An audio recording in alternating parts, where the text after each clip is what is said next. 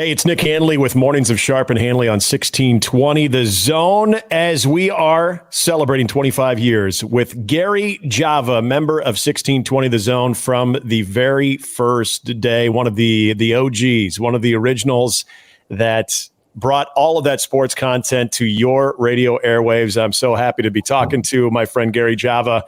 Gary, I'd like to say it's been a while. For people who are catching this, you and I, we tried to do this 2 weeks ago, but me being technically challenged with certain aspects of this. This is take two, so this is going to be as polished as possible. But how are you again today? You know, I've made it. I lasted 2 more weeks through 2 doctor's appointments and a trip to Buffalo, New York. Go Bills after beating Tennessee. So and watching the Husker Indiana game from a wings place on Saturday in Buffalo.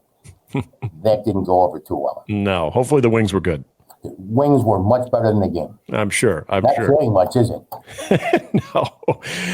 It is for people who know Gary Java, who is with the Pinnacle Bank Championship right now. It's been such a successful pro Corn Ferry stop here in Omaha. We'll get to that a little bit later. But for a lot of our listeners, they remember you. They remember the voice. They remember one of the great storytellers in our business. And when it came to 1620 The Zone, making that transition for what you did in sports talk from KCAR and Sports Radio 1180 Coil to 1620 The Zone, Omaha's ESPN Radio at the time when it started as the original ESPN affiliate. And you had the Monday night show with Chad Kelce. So before we get into all of that, You are a man from Buffalo, and you find your way into Omaha, and you have stayed in Omaha. So how did this all come about for you, Gary? Well, my dad and 199 other, my mom and dad and brother, sister, and 199 other families had an opportunity to leave a closing Western Electric, a shutting down industry in Buffalo.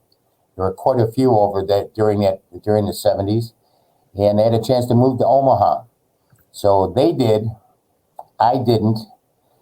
I came out for their first Christmas. I was 25, industrious enough, and ambitious enough. I called all 3 of the local TV stations. That's all we had. I called them out of this thing called the phone book.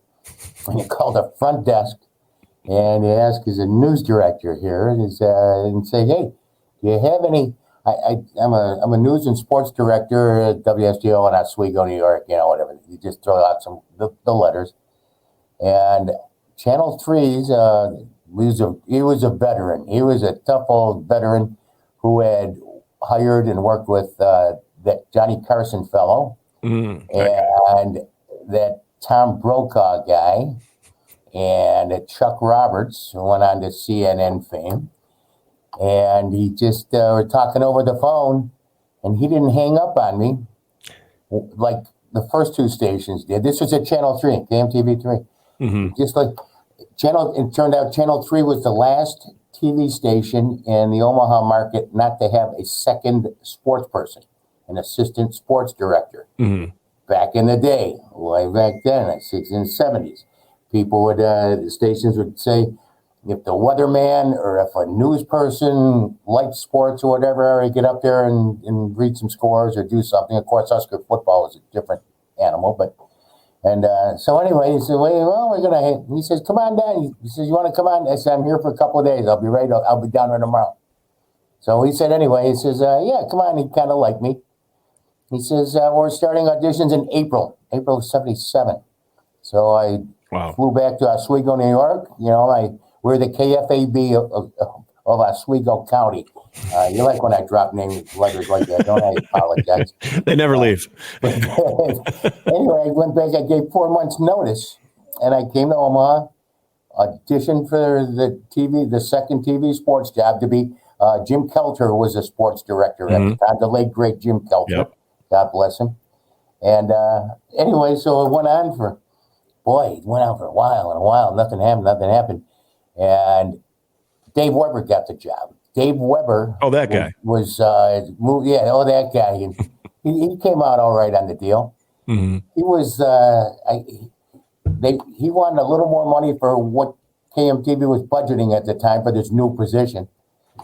But he was polished. He was coming from, I believe, Sioux Falls, He had some commercial TV experience working so far. He came in, he got the job. They told me I finished second.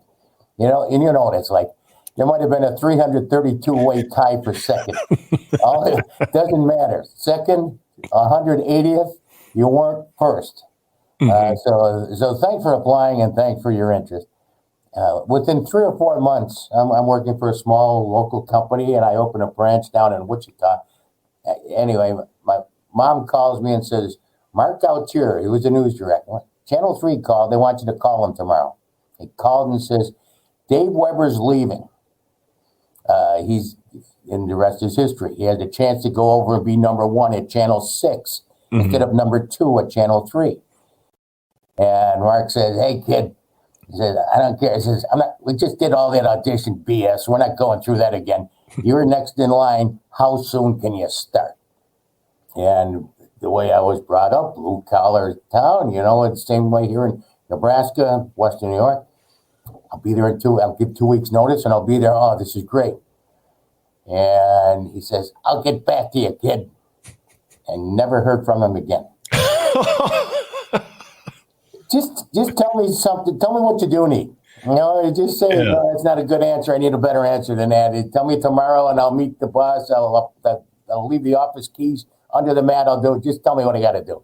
Right. And never heard again. So anyway, Nog Brothers Paper Company came beckoning, and Jobbers Canyon, great company and a great heritage, legendary company. He had a nice sales career down on 10th and Harney.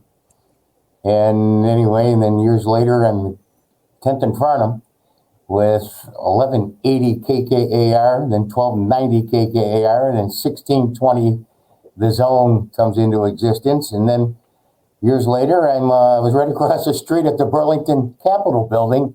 Yeah. Our first years of the Pinnacle Bank Championship back in 2016 and 17. So downtown has been that little circle, that little square right there has been very good to me in my life in Nebraska. You grew up, obviously, with a passion in sports. And that's the one thing with everybody that has either been with 1620, that is currently with 1620. Everybody's path has been very unique, but the commonality is that passion of sports, whether it was in the community that they're from or people who grew up here. And I would say people consider you a Nebraskan because of how long you've been here. But when you got here and you're making that transition, as a lot of us in broadcasting go, or at least have aspirations of going from TV, then we realize, hey, you know what? Radio's not a bad gig either. That's when that passion really comes out. What was making that transition like for you, from interest in the television side of it to getting into the radio side of it and really making a pretty solid home on the radio side of it? You know, it's a good question, but then put in between interest in television, almost woulda, coulda, shoulda had a TV job. I would have been going from small market radio in Central New York to medium size TV market in Omaha, making twice as much money, even though I was the voice of Oswego State Great Laker hockey, Division III. Look it up. But a chance to come to anyway. So in between that, I'm a salesman for a very reputable and a very well-known paper, disposable products, cleaning products, industrial supplies, and I'm making a nice living. But you know, I always had this sports talk idea and sports casting idea in my head. So just making that transition, the first thing, I knew the concept, which was very simple because I'm a very simple guy, that it should sound like me and a co-host talking about sports, and the listener in their car, truck, in their office, on a phone, on a radio, on those old radio days, should feel comfortable either eavesdropping, just listening in, or actively calling in and being part of the show. Very simple concept. Yeah. And we get our guests by phone. They don't have to come all the way down to the radio station, you know. And this is before Zoom and everything else and internet. But so it was a very simple concept, and it was just trying to make, you know, once you went on the air, and sports fans heard it. They knew that, hey, this is going to be fun. This is here for us if we want. There's 4 other buttons on the dashboard, and if they're interested, they want to hear some music. But at the time, and that was one of the reasons I wanted afternoon drive. Nothing against you and Gary Sharp for your morning show. I know things have evolved and exploded since then. But back then, being just a totally new concept and new idea, my parents didn't even know who I was back then. But it was one of those. I wanted to be in the afternoon because all the big morning shows, AM, FM, all the big morning shows were in the morning. That's what they call the morning shows, I guess. The afternoon was kind of wide open. There weren't any. I didn't have to go up against any established personalities or any big shows. They just played music back then. So it was just getting started, and I remember being asked every couple days, every few days, hey, how many calls you get on the show last night? Well, 3, 4, 2. I said, but we had a good show. We had a guest on. We had this guy from the Akron Beacon Journal talking about the Cleveland Browns and Ohio State football.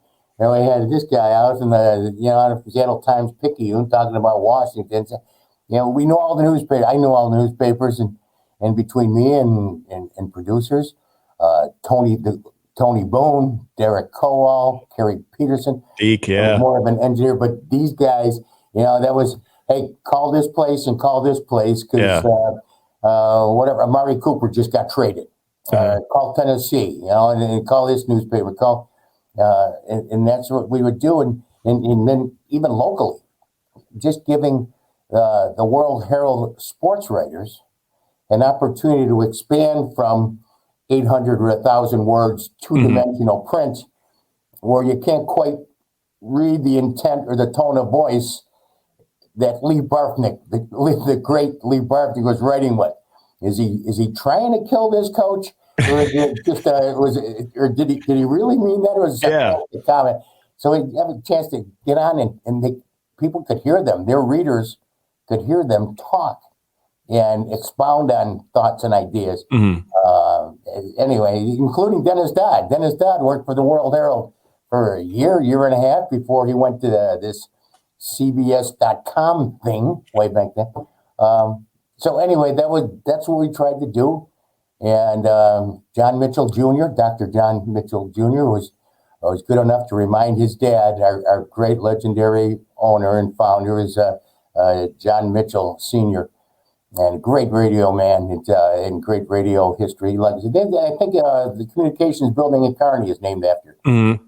But anyway, John Jr. was able to just remind his dad once in a while that, hey, people like this. John was a good sports fan, and he was able to remind him, hey, people are listening to this. People like this stuff. Anyway, so everyone that has been a part of the start of 1620 is always going to say one name, Neil Nelkin. You had a relationship, continue to have a relationship with Neil Nelkin. Your first meeting with Neil and your first impression of Neil was what? First meeting was trying to sell myself and my show and get the idea of a sports talk show to Marty Riemenschneider, the company president, and Neil. And Neil said, wow, great voice and nice guy. We didn't say a lot. Not a lot of laughing and joking at the meeting. This is what I'd like to do. This is what I'm thinking of. What do you guys think? It was pretty businesslike. Well, we can do this many commercial minutes, and would it be would I buy my own time, or would they pay me? And how does this work?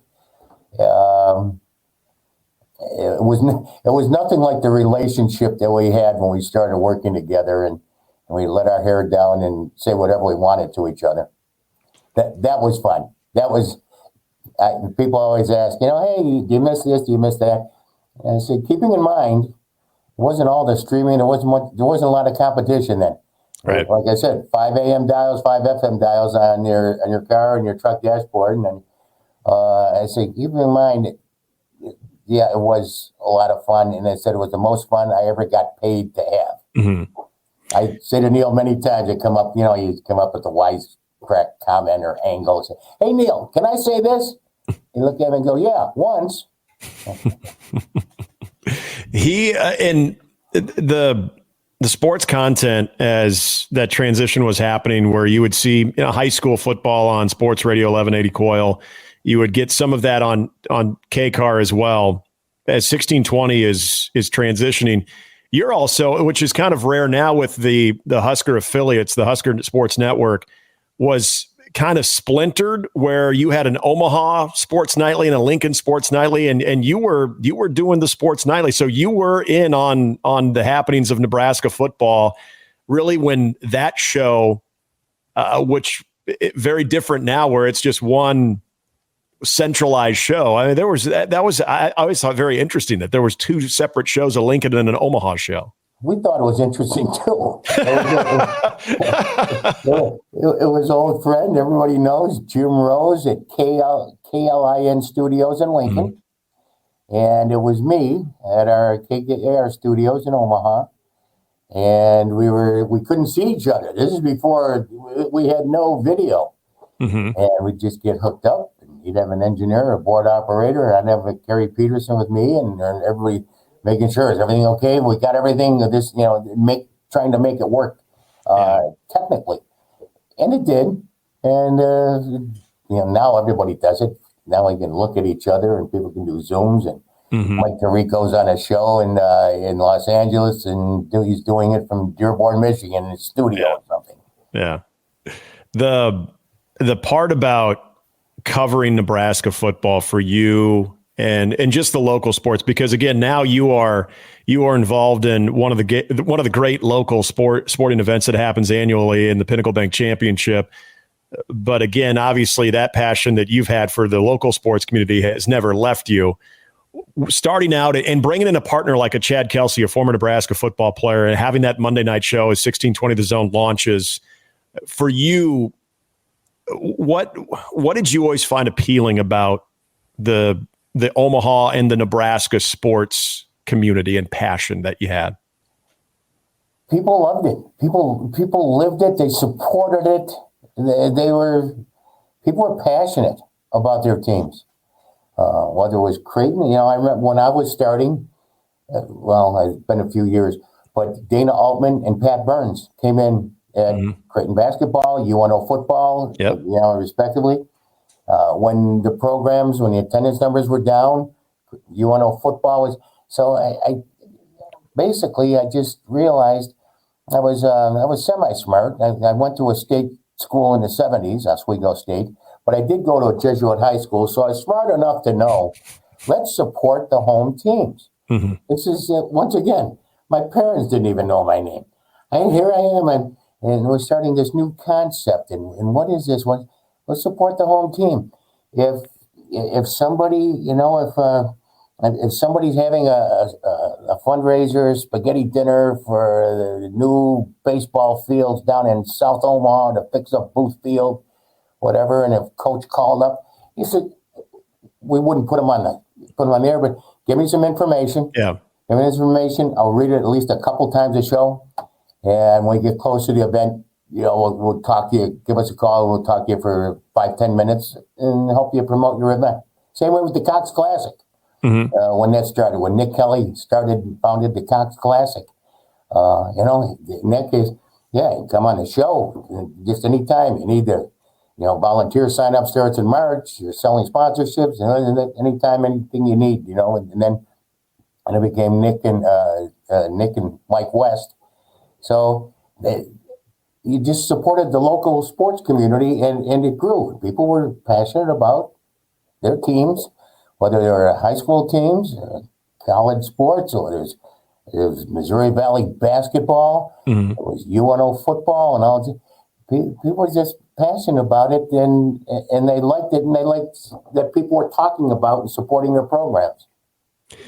The part where I found interesting, you and I have talked about this before too, is, and this was something that I had a conversation with Gary Sharp in his time at 1620. And one of the last things that we discussed is what is 1620 The Zone? What is the local sports community and being able to talk to that audience mean? And he brought up something that I thought was right on. And I immediately thought of you too, in a story that you told me about when the news of Brooke Behringer's passing had started to break, that when there's something good in local sports, if there's something that's unfortunate, if there's a coaching change, or in that case, the worst of the worst, when someone passes away, there's an audience that not only relies on us and relied on people like yourself to bring that news to them, but also I always felt, Gary, and you can expand on this, I always felt that your voice, especially people that had made an appointment listening to tune in, there was comfort there. They would celebrate with you. They would go over their frustrations with you. And in the case of Brooke Behringer, they would share some tears and stories and talk about someone's life with you. And I don't know if you've ever had a chance to sit back and have perspective of how powerful that can be. It's a good thing I didn't think about it at the time, or I would have been nervous. I was one of the audience. I was in Omaha. I always say, Buffalo, New York's my hometown. Omaha's my home. I got two homes, and Omaha's been great to me since I moved here in '77, and especially great since I got on the radio and started doing that sports talk thing in the late '80s. So I just felt like one of everybody else. Just only I had the microphone and I had to say something, or at least get the conversation started, and then open up the phone lines and let people talk, not at me, not to me, but with me. We talk together. So I guess I never felt that responsibility. I guess I just kind of enjoyed the ride, and I understood when it was time to be serious, and when it was time to have fun. But we could all celebrate, and then you go out later that night. In the days when I used to go out a lot, and you just go someplace, whether it's the Rosenblatt Stadium for a Tuesday night Royals game in June, or whether we go to this watering hole or that watering hole, and people would say, "Hey, I just heard you. That was funny," or "Why, that was stupid." It was people made me feel comfortable and at home, and it's always been home. The relationship that you mentioned you talked about some of the beat writers, and I think it's a great thing to bring up. When there was a time, now I think we take for granted that when we're having guests and they're providing content on our shows, a lot of it is the people who cover these teams on a daily basis, the beat writers, and there's so many great ones who are blessed in Nebraska between the World Herald, the Journal-Star, the Athletic, On3, Husker 24/7 Sports. I mean, there's so many people that cover it so passionately. But back then, it was always kind of a cool thing to actually hear the voice of the words that you're seeing in the paper. I go back to that very unfortunate night. I remember I was in high school when I found out that Brooke Behringer had passed away. I wore the number 18. Where were you? What was that coverage like? And I know Tom Chattel was with you at the time. Could you tell the listeners more about this story? Sure. And Randy Ecker, like our co-host, our point guard, the glue, Creighton Blue Jay Hall of Famer. Randy Ecker is my longtime radio host.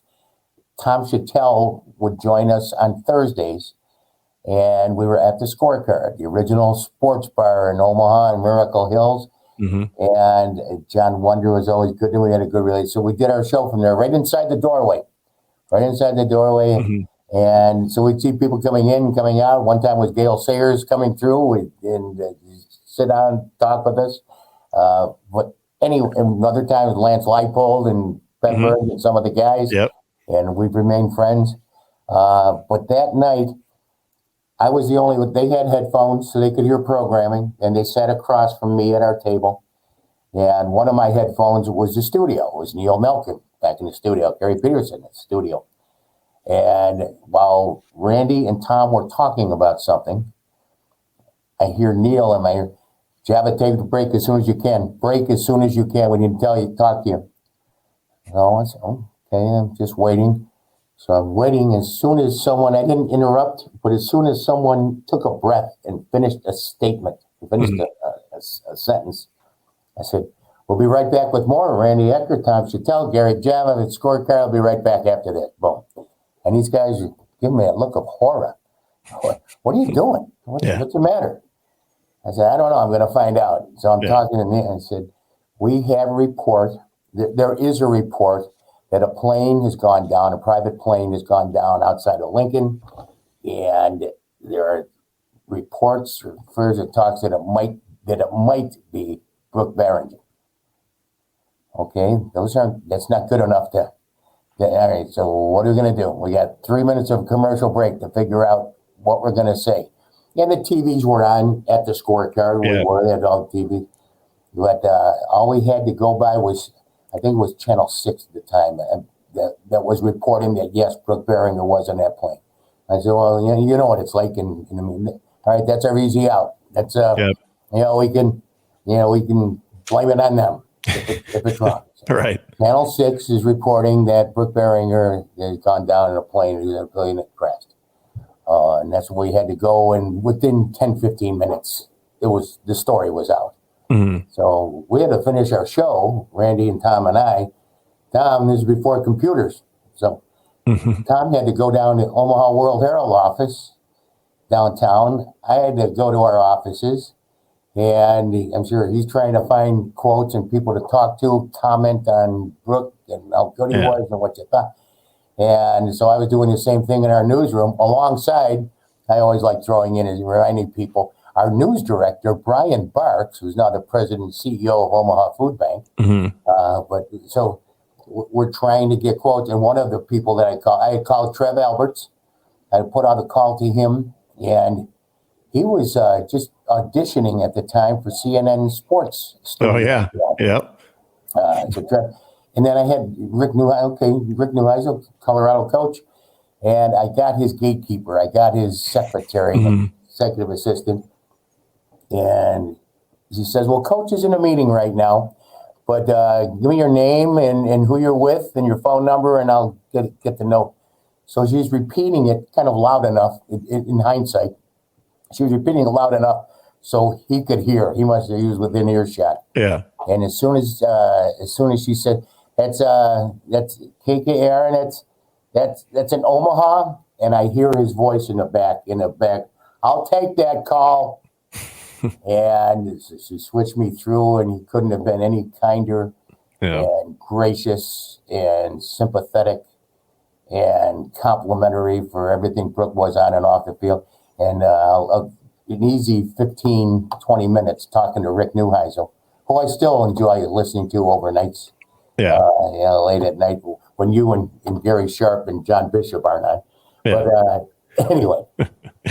you have to say anyway, that was you remember people who treated you well. Steve Peterson was always nice to me. And whoa! That's not popular to say. I know. I know. You say whatever you want. But I remember he came up to me before a game one time and just stopped. He shook my hand and said, "I just want to thank you for the job you're doing. How well you're doing it. Thanks." Okay. Hey, thanks, Steve. Yeah. Can you do a little better job leading the program? Before I let you go, because another guy that, in fact, I just saw him. Would have been at a Nebraska baseball, an NIL event for Nebraska baseball over the summer, and Chad Kelce. Chad has always been terrific to me. It's always good to see him out at events, and he's always been great as a guest for us as well. Still looks like he could put the pads on too. He was your co-host for a little bit there too. Was there ever a previous relationship and how that all came together when you guys got paired up on Monday nights? I don't think there was. Aside from when he was a player and I was a media guy, and he'd see me post games with the tape recorder like everybody else and putting a microphone up on the table. And Tuesday press conferences. But I don't think we really had a lot of back and forth. But I knew he was back in Omaha. and I knew I needed a co-host. I mean, when I started way back when, Mike Kelly was the sports director at the Omaha World Herald. I needed Mike. Mm-hmm. So Mike was, you talk about bringing newspaper people. Now a lot of them have their own shows. Yeah. Mike go about Tony Kornheiser, just start with them. Yep. But at that time, it was like, well, we don't want to scoop ourselves. Well, their company doesn't know about this sports going on the radio and acting goofy or laughing about anything. Yeah. But anyway, so Chad called him up and said, hey, here's what I got. Let's meet for lunch someplace, and I'll just tell you what I like to do. I'm doing a Monday night show. I'd ask you what. And Chad was, Chad was just a good, solid guy, but he wasn't a lead man and a comedian on a microphone at press conferences and pre and post games. Yeah. And he said, I don't know, So I always used to dig him and make sure. Here's media guy, Chad Kelce. Said, I'm not a media guy. Yeah, you're a media guy. You're on the radio. You got headphones. You got the cans on your head, and you're talking into a piece of metal that's plugged into something. You're a media guy. Yeah. And we just had a blast. You guys made it work. It was cool. I remember doing a high school state championship preview with you guys. And before I even came on, I'm listening, both you guys go back and forth at each other in a very sarcastic manner, but it just seemed like you guys had been together for a while. And I always assumed you guys had a previous relationship leading up to that because it seemed natural. But that was one of between Kevin Kugler and Bob Bruce, and then you guys on Monday nights. I mean, that was my first experience of listening to 1620 The Zone. Really, listening to you guys, and I was still pretty young, and I'm geeking out over sports talk radio, and my friends are like, "What are you doing? What? This is what you listen to?" I'm like, "Yeah, this is what I consume every day." Yeah, I could call in if I want. Yeah, exactly. They're full of crap. Yeah. I could just listen. Or I need you to validate my opinion to my buddies. Like, hey, this is my thought, and they think I'm crazy. I need you guys to make me sound smart sometimes, Listen to these two guys. They speak the truth. And one of them played for the Huskers. That's right. So be careful what you say. Chad's awesome. And Gary, again, I wanted to applaud you and the staff, Jessica Brabeck and everybody, Pinnacle Bank Championship. It's just been a rock star in the community, even when the event's not going on, all the goodwill and the charitable aspect of it too. I'm sure you guys are in the planning stages of the next one, which it's crazy to think. I mean, as we're getting a little cooler out and we'll go through winter, golf's always on my mind too. I'm sure you guys are hard at work getting ready for the next one. Oh, heck yes. Oh, yeah. It was a good year. It was a good 2024. Shattered attendance records, over 50,000. We will be over $1 million in total charitable contributions after our first 8 years, one of which was without spectators in 2020. Yeah. And so we're proud of that. That's what the event is, why Pinnacle Bank got into this business and became and has been title sponsor and great to work with ever since. It's a community charity event. And you're a big part of that, and you were a big part and still are a big part of the local sports community, one of the original voices of 1620 The Zone as well. Gary, it's always a pleasure to talk to you, whether we're doing it through a microphone or just when our paths cross. And I look forward to the next time that our paths do cross. I look forward to it. We should make it happen also during the wintertime, when it's dark at night and people go home and shut the garage door and put on our sweats. We should get out and we should go have lunch and bring anybody you'd like. I agree. Thank you so much, Gary. And to hear more stories and memories from the last 25 years, go to 1620thezone.com/25 years. That is Gary Java. Gary, all the best. We will talk to you soon, my friend. And also with you. Thanks, Nick, and all you guys.